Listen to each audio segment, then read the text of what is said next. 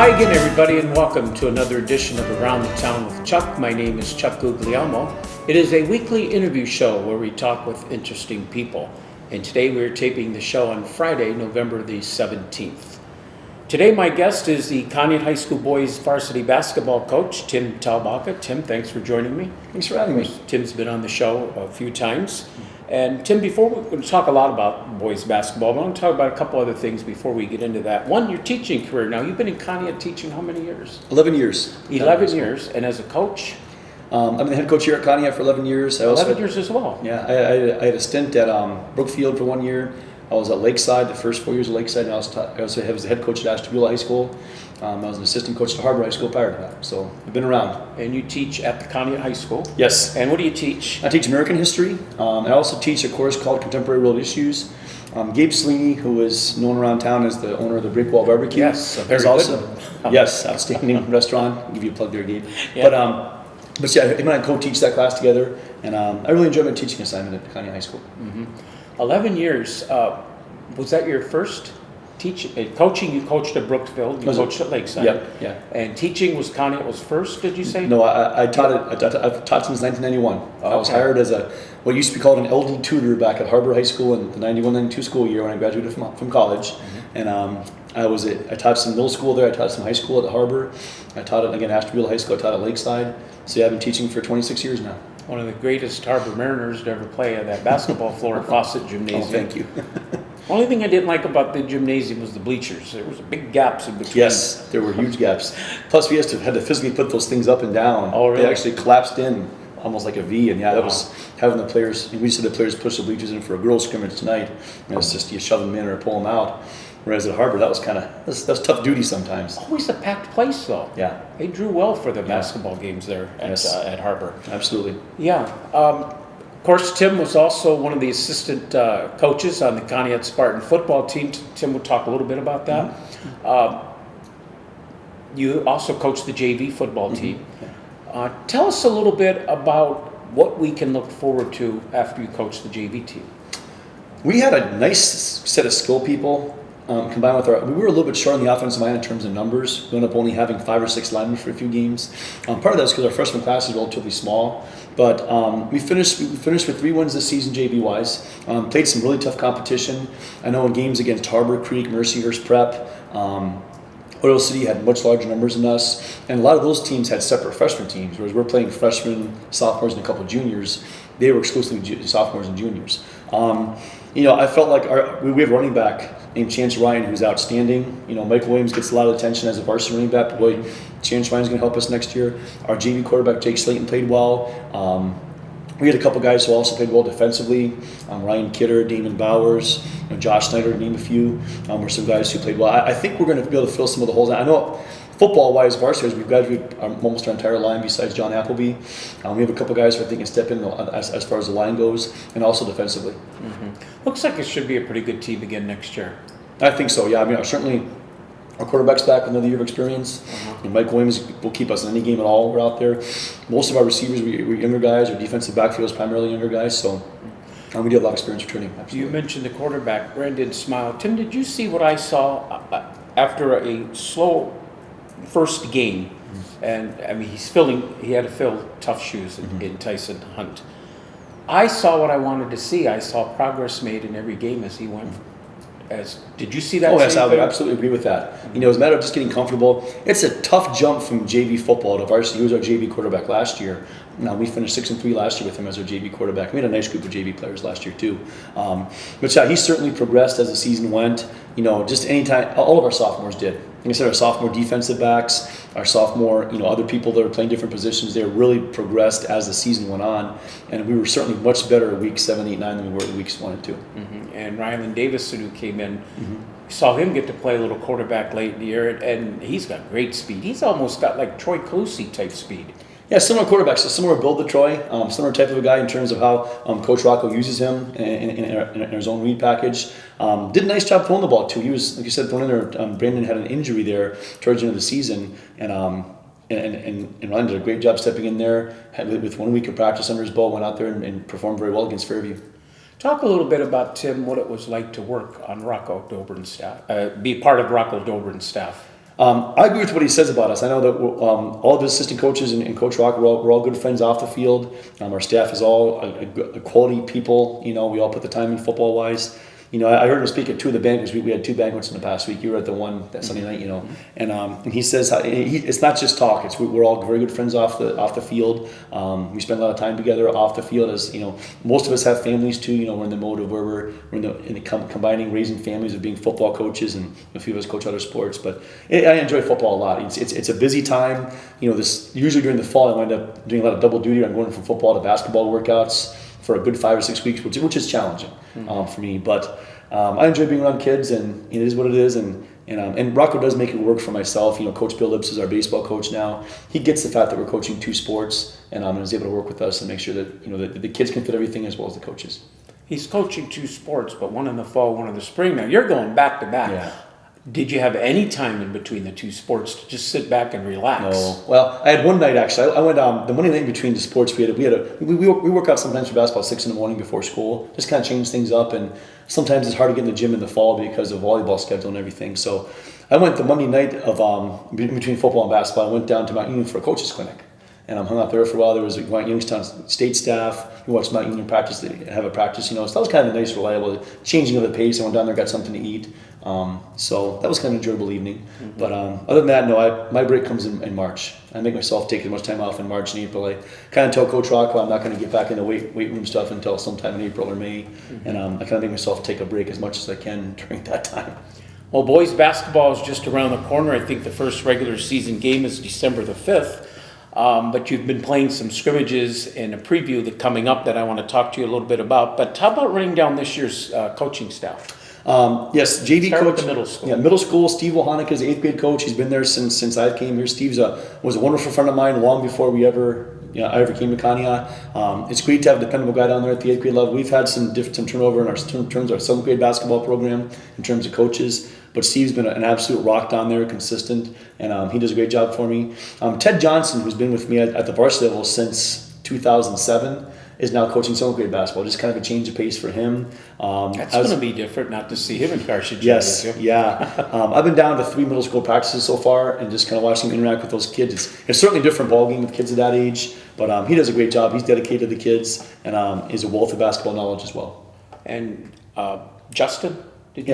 Well, here's varsity staff. Elijah Von Cooper, who is a teacher at Lakeside and an assistant football coach there. I coached him years ago. We won the NEC back in 2003 when he was a senior. He's the JV coach this year at Conneaut. Doing a fantastic job. We've gotten along really well, and we've known each other for years, and he does a great job with the JV kids as well as helping me out. And then Justin Sanford, our volleyball coach, is a volunteer assistant this year. It's been great to have him volunteer his time. He's doing it for free basically, and he wanted to be a part of the program, and so I said we can always use all the help we can get, and he's been a great addition too.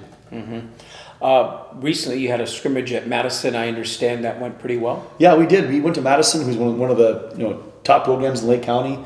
They had some graduation losses last year, and their coach left, and they have a new coach. But we won 5 of 7 quarters. No, it's just a scrimmage, and we're just looking for development more than anything else. But we were pretty happy with the way we've progressed from the first day of practice up until being able to be a Division I team like that. Was that the first scrimmage? That was the first scrimmage.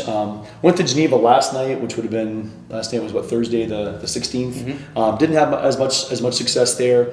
We were missing 1 or 2 key guys last night. Not the best year to make a big difference, but we struggled last night against Geneva. They played very well though. They go out there. They have like a 5-guard alignment, and they press and they run and they shoot it. All 5 guys can shoot the 3, and their pressure gave us some problems last night. But what do you look for when you're doing a scrimmage game? What are some of the key things you're looking for? Well, number one, we're trying to get in basketball shape. We can run a 2.5-hour practice, and I think unless they're in game intense situations, it's hard to really get your legs under you. I know I follow football pretty closely, as close as I probably follow basketball. And we say as football coaches, we're not really in game shape until week 2 or 3, and even 4 in the football season, And same with basketball. Luckily in basketball, we're allowed to have 5 scrimmages, and so we can really get close to being in game shape by the first game through the course of those scrimmages. Trying to find combinations that fit, trying to find what works for us and what doesn't work for us. we put a lot of offense in early with the hope that we can run a lot of different things early and then be able to pick out what we want to use for our opener against Edgewood. That's kind of the philosophy that we're going with. And just trying to see who's ready to play varsity ball and who's not. I have 11 guys rotating right now in terms of our varsity rotation. We're not going to play 11 guys probably come the first game. There's even a 12th guy at the JV level who's kind of knocking on the door they're ready to maybe step into.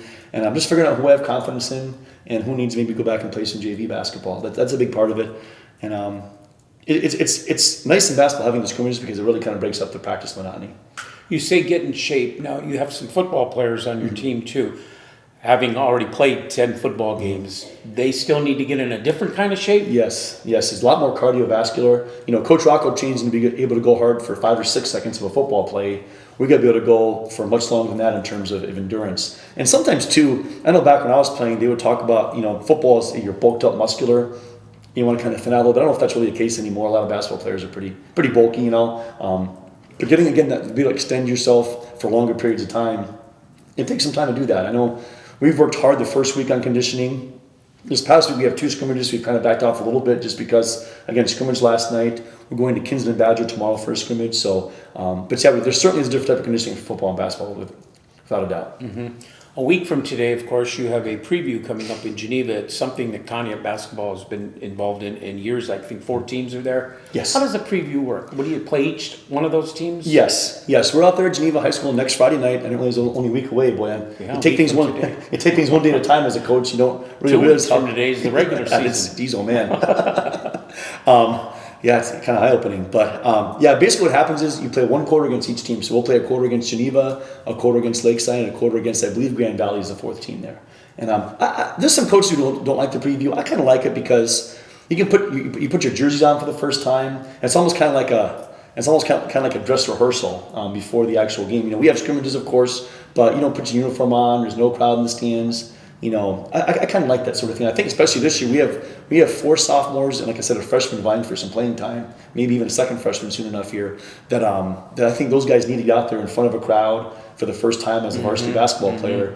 And it's a different speed of basketball, and there's certainly some nerves that go along with that. And I think it's nice to be able to get those out of the way in a preview as opposed to going into your first ball game, never having put on a varsity jersey and walked in there on a Friday night. You're playing an 8-minute quarter? Yeah, 4 8-minute quarters, yeah. 3-minute quarters, yeah. Mm-hmm. Yeah, so. Very interesting. I forgot what I was going to ask. I had a question on that, and now I forgot I know what it was.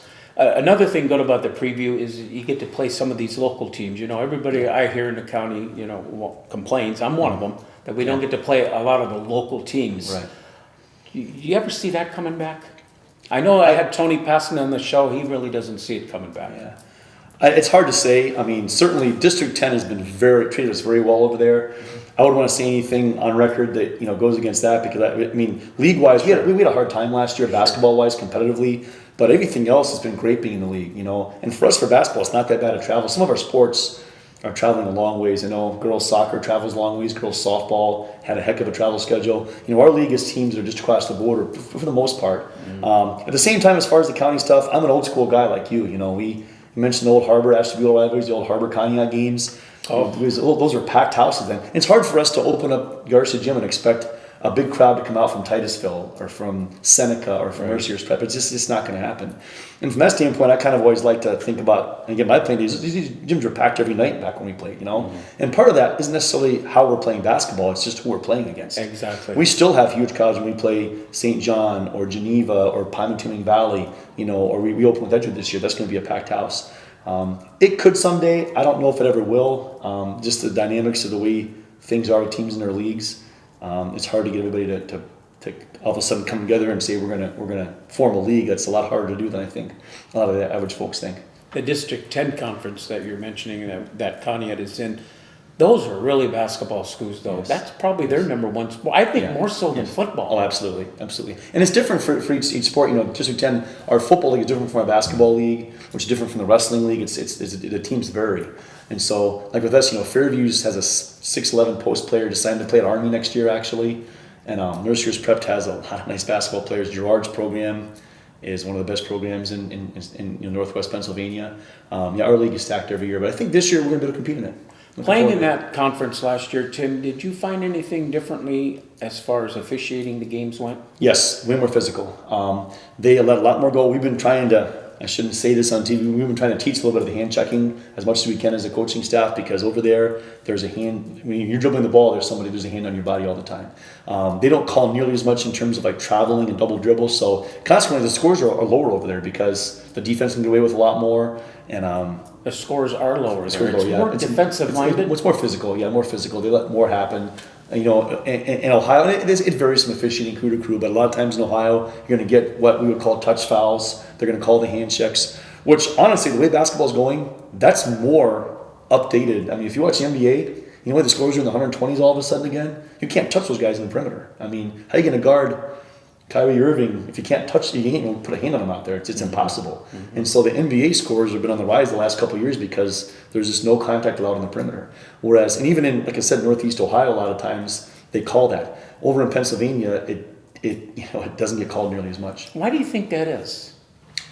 Good question. It's been like the way in Pennsylvania for years. We haven't had a conference for many years, as you know, here for our sports at Conneaut. And we've played almost every school that was in our league. We played almost every one of them at one time or another as a non-conference opponent. And it's been that way for years. I mean, I know going back to even my days at Lakeside, we'd play some of the bigger Erie schools. And it's always been that way in Pennsylvania. Why that is, I really don't know.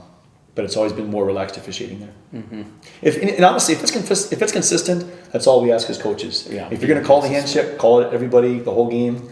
I always can't stand when commentators say that the officials should swallow the whistle the last minute of the game and let the players decide it. Well, no, if it's a foul, it's a foul. If I foul you and you're taking a shot, that's not letting the player decide it if you don't blow the whistle. Right. That's letting the defense decide it. So mm-hmm. I kind of think as long as they're consistent, I'm fine with it either way. Do you like the PA system better?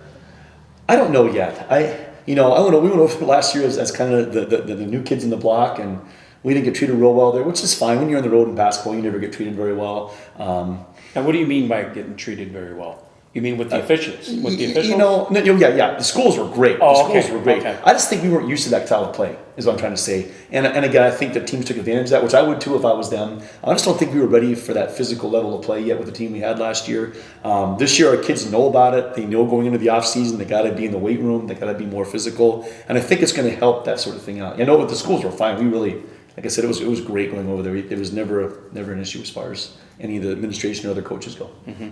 Looking at your schedule this year, Tim, of course, we're going to do a lot of the games on the radio, and the ones we don't do on radio, we're going to do TV. Mm-hmm. You do have some local flavor here as far as county teams go. You already mentioned you open up against Edgewood. That's a rivalry. Yeah, they have a nice team coming back this year. That's going to be a big challenge for us. Looking forward to having them in our gym this year as the opener. It's their opener too. Matter of fact, I'm going to see them play. They have a preview tomorrow night at their gym, so I'm going to go see them play tomorrow night. But we're looking forward to that one. Like you see, we have a couple other county teams on there. Yeah, you got St. John twice. That's a good thing. You get to go up against Curtis Turner. Yeah. Curtis Turner's done a great job. He's a great guy, isn't he? I love Curtis. He played for me back at Ashtabula. We've been good friends ever since then. He's done a great job with that program. They won 15, 16 games last year. Mm-hmm. Grand Valley and PV are both quality programs in the county. And so we're looking forward to playing those games. Conneaut with PV and Grand Valley, those have been kind of mainstays. The relationship of scheduling those schools are pretty good. Yes, yeah. I know people down there pretty well, and they were both of those schools really were proponents of helping us get into their league, the NAC, when we didn't have a conference. And although it didn't work out, they were both solidly in our corner as far as getting us into a conference. Mm-hmm. And so we've maintained good relationships with them. So D10 gives you the games, the schedule. They make their schedule for their schools, and then you fill in the holes? Yes, yeah. How tough is that? It's not too bad. It is a 16-game schedule, so not a whole lot of openings, but people are kind of in the same mode. And one of the things about District 10, if you look at our schedule there, they stopped playing earlier.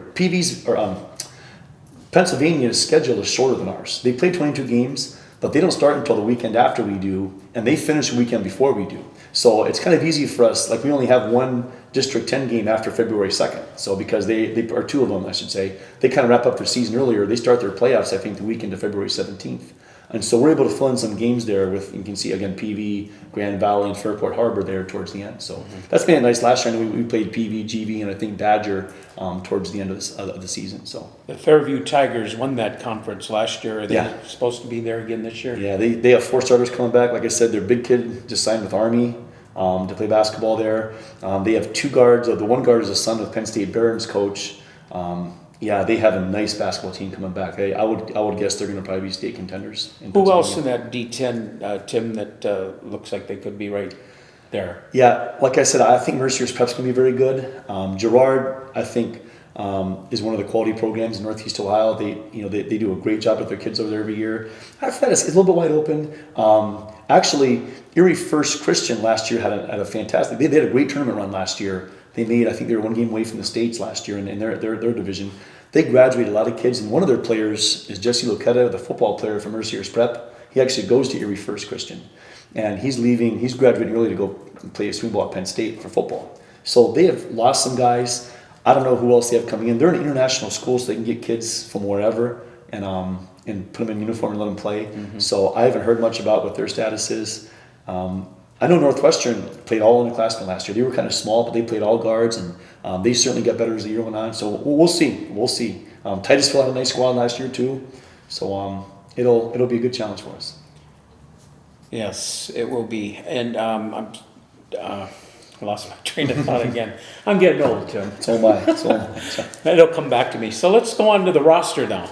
I see some familiar names. Of course, Nathan Squira and Nathan Lauer and Schwartzfigger. They're going to be your big guys? Yeah, I would think those three are going to probably be our leaders this year, along with Ethan Parker, who's also a senior. Nathan Squira came off the bench most of the year last year for us, had some great scoring games. We almost beat Erie First Christian in our gym in December last year, or early January. He had, I think, 27, 28 points that night. He's going to be our point guard, our leader, the guy who's going to handle the basketball for us. Nathan Lauer also scored a lot of points last year. He played very well against Madison in our scrimmage last Saturday. I love that kid. Yeah, he's a 6-footer and he's playing inside. And every team in our conference has at least a 6'4", 6'5" post player. And he was out there every night and battles those guys. And he's learned his craft. He has to be able to be more agile, to get around those guys, to play his game, use his moves, use what he's physically a very strong kid, as you saw on the football field, and use those things to his advantage because he doesn't have a height advantage ever. One of the things I like when I look at your rosters, I see 10 freshmen.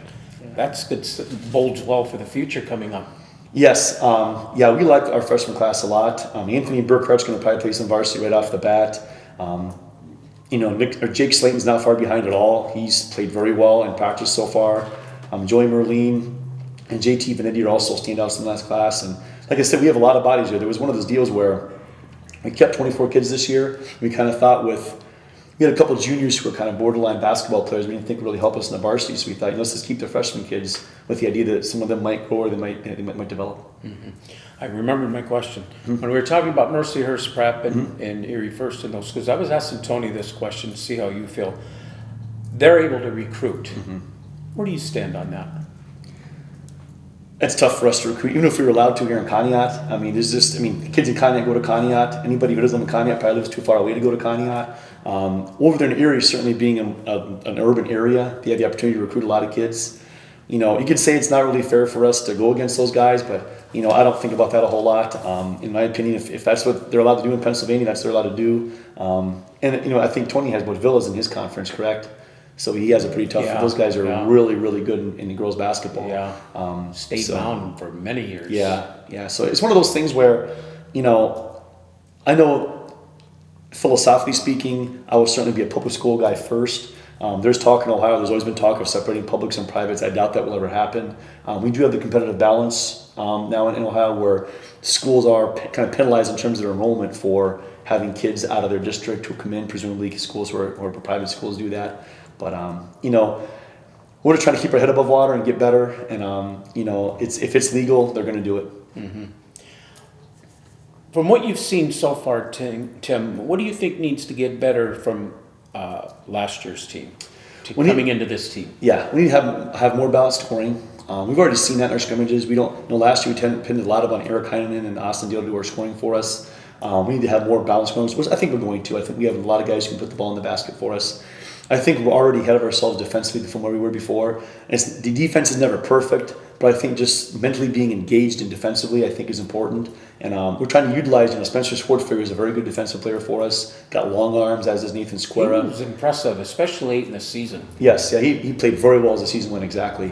And Blaine McLaughlin's a big, long kid. We're depending upon those guys to kind of disrupt just up other teams. I think that's part of it. I think just having more confidence. There was a lot of games that we were in the third and fourth quarter. Oh yeah, we just didn't finish. It's like you had 3 good quarters, and there would be like that 4 or 5 minute period where everything went haywire. And it's exactly. And that's the thing we're trying to go over the hump to. We're a little more consistent, where we don't turn what should be a 6-point run into a 15-point run. I know our game at Erie First Christian last year, we played right with them. I think we were down by 2 or 3 at the half, and they went on like a 17, 18-point run. We fought back and got in the game again in the fourth quarter, but when you're down 18 points, you spend a lot of energy coming back to cut that game to 5 or 6. It's hard to operate like that. So being more consistent at both ends of the court. We've added some things offensively we think may help us some. And just we had changed our offensive philosophy completely going into last year and running a lot of what's the old school Princeton stuff, as opposed to being just strictly a motion team. And these kids have now had 2 full summers and a full season in that system. And I think we're a lot more comfortable with it now. Mm-hmm. What do you see right now, offensively or defensively? What's ahead? Oh, geez. Defense is always ahead this time of year. Luckily, again, our guys have enough experience in our system that we've ran. And there's some other stuff we've kept on from years before, too, that we're running. That we were able to get into some of our sets. It's just, this time of year, it's hard because you don't have the flow. You don't have the timing down yet on offense to really run great sets. But yeah, I think certainly defense is ahead of offense this time of year. Mm-hmm. And that's normal. That's normal, yeah. Mm-hmm. Another thing the team struggled with last year, not just last year's team, I've been following Conneaut basketball for many a year. Mm-hmm. Yeah. Free throw shooting. Yeah. We've got to knock some of those down. You got an answer, how do you teach an answer, let me know. Yeah, I know. I've been around 26 years. Part of it is in practice. They have to go through the same rhythm in practice, the same routine that they do in the game. It's just hard because, make them shoot 25, 30 free throws for practice, and it's just a whole different atmosphere in the game. They put more pressure on themselves in the game. And I wish I had the answer, because right there you mentioned we'd have won 3 or 4 more games with free throw shooting alone last year. And it's on me at the end of the day. I take full responsibility for that. We try to put them in practice situations where they're shooting free throws tired. They're shooting free throws under pressure. We'll say, okay, if you make this free throw, the team doesn't have to run sprints, and if you miss it, then just to kind of add that intensity, to their free throw shooting. But man, at the end of the day, they just have to have confidence out there and get on a roll and knock them down. Yeah, I agree with you. You mentioned tired. Could one of the reasons be they're working so hard defensively that when they get to the line, it's hard to focus? I think yeah, but I think the same for every team in America. I think that that every team's going to work hard defensively, and you're going to shoot them tired. We almost always do conditioning. I'm not the kind of coach. I don't like wait till I'm practicing conditioning all at once. We do it during the course of practice. So we'll go through a couple sessions of drills, whatever, and we'll say, okay, we'll run some sprints for conditioning and go right to the foul lines and shoot them. We've always done that. And the idea is that especially the first couple minutes when they're shooting those free throws, they're a bit winded. But yeah, if I have a magic answer for that, I'm going to write a book and make $1 million, because I'm not the only coach that says that. But you're right, it was an issue. But you watch college teams and pro teams, and it can be an issue for them too. But LeBron struggles at the moment. Yeah. It's one of those things where a lot of it's mental. I think a lot of it's muscle memory. We try to make our guys shoot free throws sometimes in the off season before an open gym, just to get that muscle memory going. But yeah, that's hopefully we'll do better this year, because man, we need to. The game today, from when you played, the 3-point. A lot of it is about the 3-point shot and the lay-in. The medium range jumper's gone away. I don't think it's gone away, but it's just not as emphasized. You've probably heard of analytics before, following other sports, in basketball included. A lot of the analytics show that you're better off taking 3-pointers than taking mid-range jumpers. I'm not a big fan of that myself. I'm an old school guy. I like taking 15-foot jumpers. A good percentage shot. Yeah, but at the same time, if you shoot 50% from 15 feet, are you better off shooting 33% from 19 feet and making an extra point out of it? Extra point. There's 3 is better than 2. Yeah, there's a school that says that. And if you watch college basketball, they've gone haywire with that. I told you I went and watched Youngstown State and Mountain Union practice down there as Youngstown State's coaching staff. And YSU's new head coach, he's a guy who was actually from Villa St. Joseph originally. And he said that their number 1 goal in defense is defending the 3-point shot. I know we look at our rebounding numbers, we look at causing turnovers, obviously look at points in some cases, but he said their number 1 goal in defensively is to keep that 3-point percentage down. And so they're up on people at the arc, and they're switching screens out there in the perimeter. And yeah, that's the way the game's going. I remember last spring when the Cavs were in the finals, there was a statistic where the first NBA Finals where there was a 3-point shot was, I think, the Celtics and somebody, and there was more 3-pointers taken in the first game 1 of the NBA Finals, than there was that entire 7-game series. And it's just, kids are shooting a lot more. at a better clip. And you know, our starting group we're going to have this year, all 5 of them guys have a green light to shoot a 3. I mean, Nathan Lauer's worked on his shot in the off season, especially as a center when the big guys aren't going to come out on him. I mean, he's going to be able to shoot that 3 for us this year as a post player. Mm-hmm. Today's you coach football, you coach basketball. Today's athlete, is it any different today? Do you see anything different in the athlete today than say when you played? I think kids are probably more athletic nowadays. Are more athletic. Uh-huh. I think they have certainly better training methods as time has gone on. You know, Coach Jobe, I've learned a ton from him about different types of modern training techniques as far as the weight room, you know, speed training and stuff. We didn't do that stuff even 15 years ago. It was hard to do a lot of that. And I think certainly we didn't do a ton of that. You know, I've always been a long distance runner type of a guy. I like to work out cardio, but see, I think they're in better shape. I think athletes have more distractions nowadays. I think a lot more kids, especially being here in Conneaut, work jobs. They can be a distraction sometimes. You know, social media goes without saying that's out there that we didn't have to deal with back in the old days. But end of the day, the kids want to play basketball. They want to win. They want to play football. They want to win. And I think the differences are not as big as you might think. Well, thanks, Tim, for coming in. Appreciate it. Good luck to you this year. And we're getting excited about doing the games. I can't wait for December the 5th when Edgewood comes in. And good luck. Thank you very much. I really appreciate being on. Uh-huh. Tim Tallbacka, Conneaut High School boys basketball coach, my guest today on Around the Town with Chuck.